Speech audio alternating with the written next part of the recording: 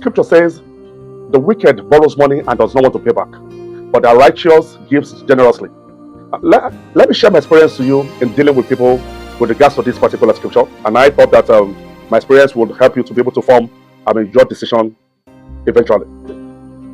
I have had to deal with different people with regards to this issue of borrowing loans, trying to give people bailouts, and sadly enough, I've always had my fingers burnt, and I began to reevaluate humans, how they process issues and all of that.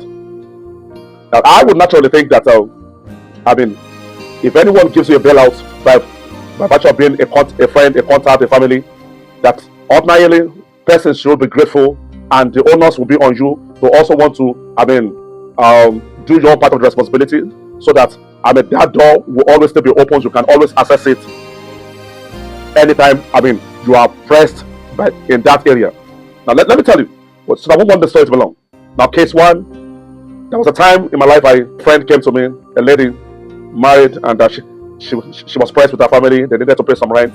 In fact, quite young I was.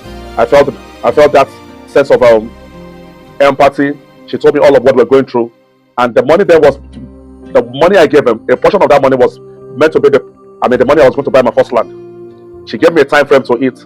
Lo and behold, the time passed, to the fact that she was not even communicating. She wasn't saying anything.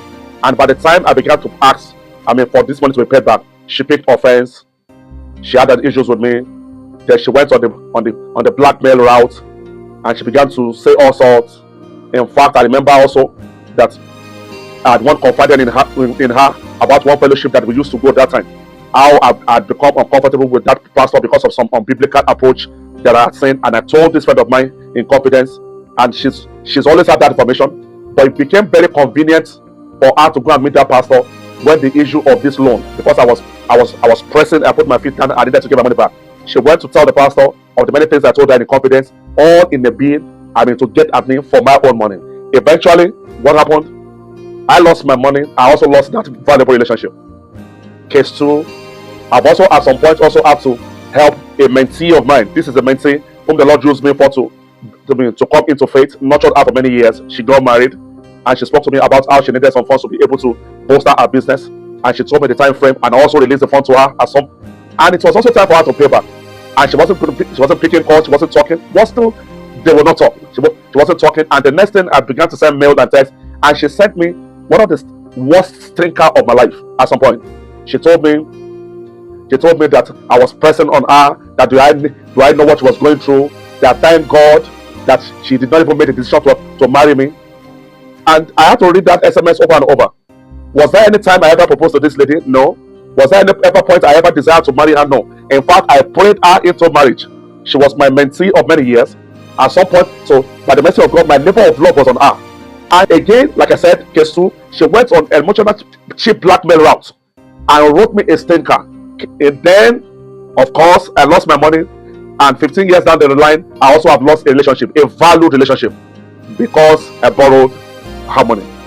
Need I tell you of cases of families, friends, acquaintances, in-laws? I have came to realize that if you ever value any relationship, if you ever want to, if any person is of any importance to you and you want to keep them, my personal submission, this is my personal position. I would not advise you to ever have to do anything with regards to giving them loan or anything, except the person has proven beyond doubt of his integrity with the issue of money. Scripture says the wicked borrows money and does not want to pay back. May I let us know that many of the people that come, that they were pressed and they come to us but also give them bailout, they actually don't have any arrangement of paying that money back. I bet you make inquiry to know what I'm saying. Many of them who come to ask you for loan, they just have a sense of entitlement that this person actually has, and they know that if they may be taking their luck too far by asking you to give them money, and they hide under the pretense that you should give them loan. Now, they do not have any structure in place. They do not have any arrangement by which they want to pay the money back. They only come because they are pressed, and they feel that you have, and that you have some funds that you can part with. Then they sell that alibi of a loan. It is my position haven't lost many valued relationships to me in this process of trying to also help. That if you ever have any relationship that you value, I would rather have you, the other part of that scripture says, the righteous gives generously. I would rather have you to operate the second line of that scripture. That whatever you have in your capacity, when persons come, especially persons that you value, persons that you don't want to lose because of the issue and the acrimony and the offense and the emotional blackmail that may arise from even the help you have given, that wisdom will be that you operate in that second line, that you give generously the portion to which you can part with. If not, you may be losing your money just as I've lost money. You may be losing a relationship just as I've lost good relationship because of this good gesture from me, and you may also lose your peace.